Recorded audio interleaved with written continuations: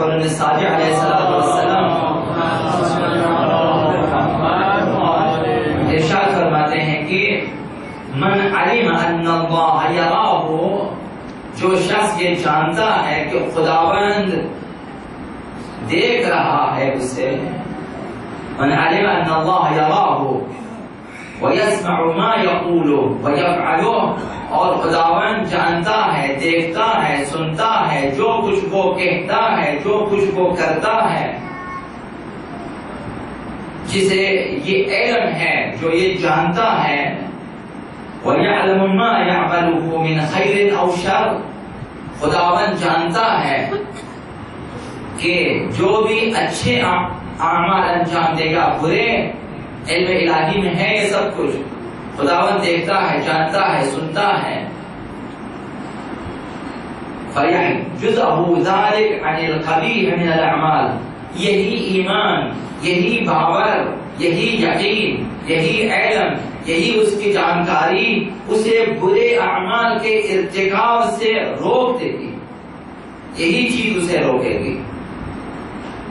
اگر ہم گناہوں کی طرف رغبت رکھتے ہیں تو کس وجہ سے؟ اس وجہ سے کہ ہمارا باور، ایمان کمزور ہے اس بارے میں کہ خداوند دیکھ رہا ہے۔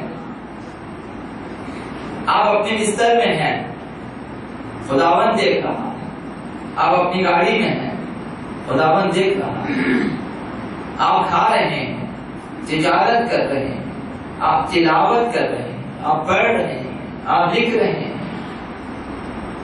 یا آپ لہو و لعب میں مصروف ہیں، خداوند دیکھ رہا ہے، آپ جہاں بھی ہیں، خدا کی نگاہوں سے آپ مخفی نہیں ہو سکتے۔ جو شخص یہ جانتا ہو کہ جو کچھ میں کرتا ہوں خداوند دیکھتا ہے، جو کچھ میں کہتا ہوں خداوند سنتا ہے، تو پھر یہی علم انسان کو گناہوں سے روکے گا۔ تو اپنے علم کو، اپنے یقین کو اور اپنے ایمان کو بڑھاتے ہیں تاکہ ہم گناہوں سے بچیں۔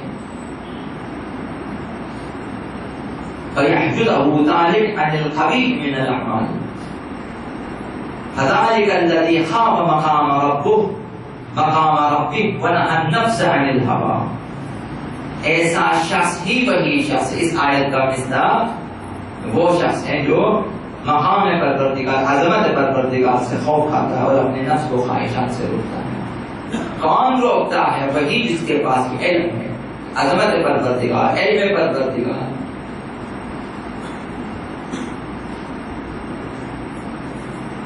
اگر یہ علم ہمارے اندر پیدا ہو جائے، ہمارا باور کمزور ہے، ہمارا ایمان کمزور ہے، ہم لوگ جانتے ہیں مانتے کم ہیں، ہمارا یقین کمزور ہے، ہم جانتے ہیں پڑھتے ہیں کہ خداوند دیکھتا ہے لیکن یقین کم ہے، ہم پڑھتے ہیں اور جانتے ہیں کہ معصومین دیکھتے ہیں، آقا امام زمان دیکھتے ہیں، لیکن باور کم ہے، اس وجہ سے پھر واپس گناہوں کی طرف چلے جاتے ہیں۔ آقا امام محمد باقر علیہ السلام فرماتے ہیں انہو لیس من عبد مؤمن الا وفی قلبہ نوران، کوئی بھی مومن ایسا نہیں مگر اس کے دل میں دو قسم کے نور پائے جاتے ہیں، نور خیفۃ و نور رجاء، ایک خوف کا نور ہے، خوف پروردگار، اور ایک امید کا نور ہے۔ خوف اور امید، خوف بھی و امید انسان کے اندر، یہ مومن کی نشانی ہوتی ہے، ایک طرف خائف ہے اور ایک طرف امیدوار۔ وَلَوْ وَزِنَ هَذَا لَمْ يَزِدْ عَلَى هَذَا، اگر اس نور کا اس نور سے موازنہ کریں تو ایک دوسرے سے زیادہ برابر ہونا چاہیے، مساوی ہے۔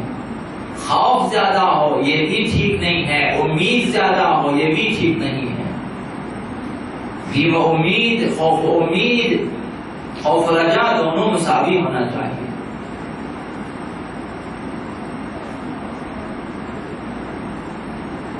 وَلَوْ وَزِنَ هَذَا لَمْ يَزِدْ عَلَى هَذَا،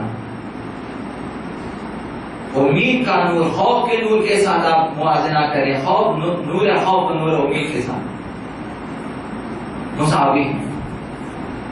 اس بیچ میں مومن زندگی گزارتا ہے، خائف ہے، نہ معلوم کیا ہوگا ماضی کے بارے میں اور مستقبل کے خوف، لیکن امیدوار بھی ہے،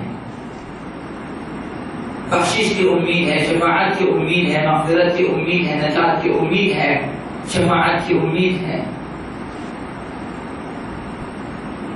اس طرح مومن زندگی گزارتا ہے۔ ایمانی زندگی یہ ہے۔ چھٹے امام حضرت آبا امام جعفر الصادق علیہ السلام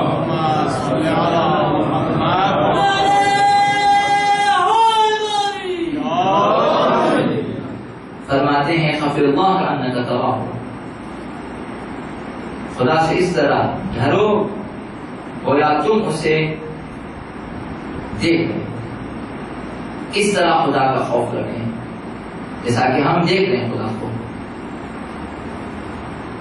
فَإِن كُنْتَ لَا تَرَاهُ فَإِنَّهُ يَرَاكَ، اگر تمہارا ایمان اتنا نہ ہو کہ باور کر سکیں کہ تو دیکھتا ہے، تمہاری بصیرت کم ہے، نورانیت کم ہے، اور اپنی بصیرت کے روشنی میں بصیرت کی نگاہوں سے خدا کا مشاہدہ نہیں کر سکتے، تو پھر اتنا جان لو کہ وہ تو ضرور دیکھتا ہے، یہ یقین تو ہونا چاہیے خدا تو دیکھ رہا ہے تمہیں۔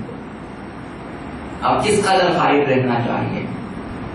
فَإِن كُنْتَ تَرَىٰ أَنَّهُ لَا يَرَاكَ فَقَدْ كَفَرْتَ، اگر تمہارا یہ ایمان ہو، تمہارا یہ باور ہو کہ خداوند تمہیں نہیں دیکھتا، تو نے کفر کیا۔ اگر خدا کو اس قدر کمزور اور اس قدر ناتوان، اس قدر دور تصور کریں کہ خداوند ہمیں نہیں دیکھ رہا، کفر کیا تم نے، حقیقت کا انکار کیا تم نے، حقیقت سے دور ہوا۔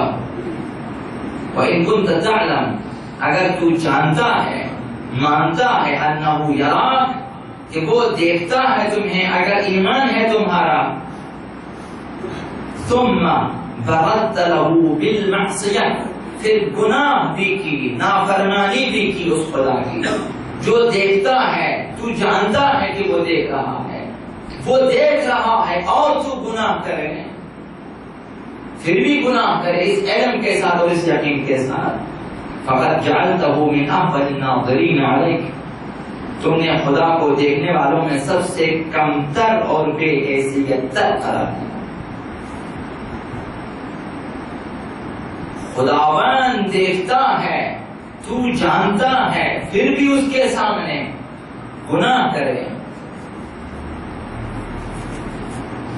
گویا تم نے خدا کو بہت کمتر اور حقیر قرار دیا ہے، یعنی ایسی ذات کہ جو دیکھتا رہے میں گناہ کرتا رہوں پرواہ نہیں، اس کی پرواہ نہیں کرنی چاہیے۔ اپنے عمل سے یہی ثابت کیا، ٹھیک ہے خداوند دیکھتا ہے لیکن میں گناہ کرتا ہوں، یعنی ٹھیک ہے اس کے دیکھنے کی پرواہ نہیں،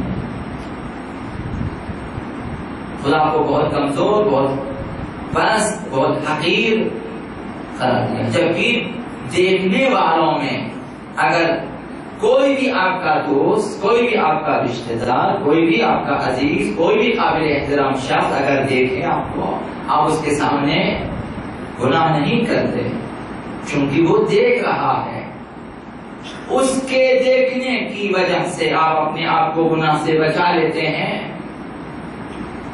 جبکہ خداوند ہمیشہ دیکھتا ہے۔ لا تأخذہ سنۃ ولا نوم، اونگ نہیں آتی، نیند نہیں آتی، کبھی غافل نہیں ہوتا، پھر بھی ہم نے خدا کے بارے میں گناہ کی، خدا کے سامنے ہم نے خدا کو تمام دیکھنے والوں میں کمتر قرار دیا۔ کتنا بڑا گناہ ہے۔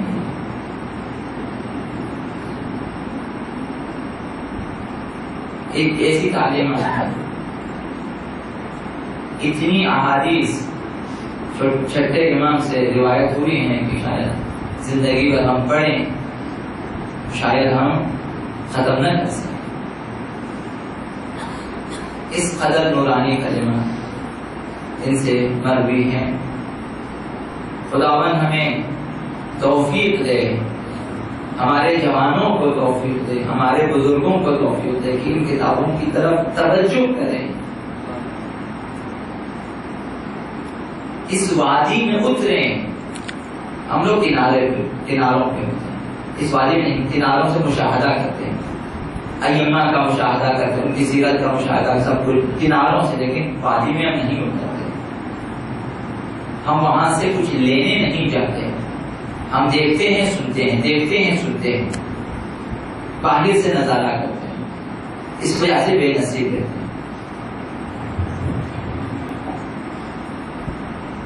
شب شہادت ہے،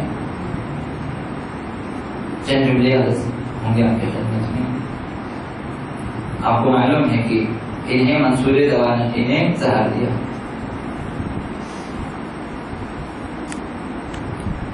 ایسا نہیں ہے کہ اس امام پہ مظالم کم ڈھائے ہوں، ایسا نہیں ہے، بہت زیادہ مظالم ڈھائے ہیں.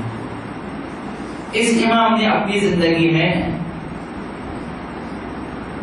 جن اہداف کے لیے زیادہ کوششیں کی ہیں، شاید ایسا ہو اس مکتب کو زندہ تر کرنے کے لیے زیادہ کوشش کی ہے. اپنی درسگاہ قائم کی. اب کم و بیش 4000 شاگرد انہوں نے اپنی درسگاہ میں جمع کیے.